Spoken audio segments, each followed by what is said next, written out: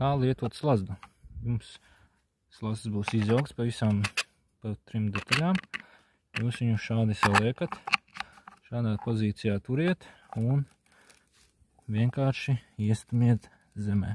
Ja zeme ir ļoti cieta, varat šādi mazliet apaļām kustībām un slazds gatavs.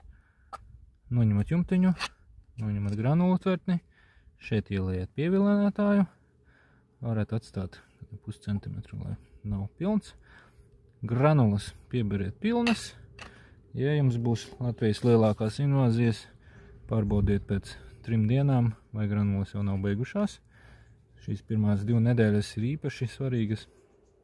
Te tie tūkstoši gliemeži nāks un ēdīs. Un pēc tam granulas pietiks uz 2 nedēļām. Pēc 2 nedēļām, kas izdarās, noņemiet granulas, paņemat šo konusu, izlejiet, apskatieties, vai iekšā nav baigi daudz nosēdumu. Varat paņemt ūdens spaini un paskalot, un tepat arī kaut kur blakus saliet.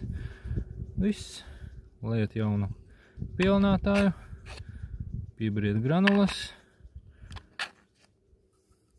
uzlieciet jumtiņu, pārbaudiet, vai viss ir stingri un gatavs. Slazds turpina strādāt 24/7 2 nedēļas.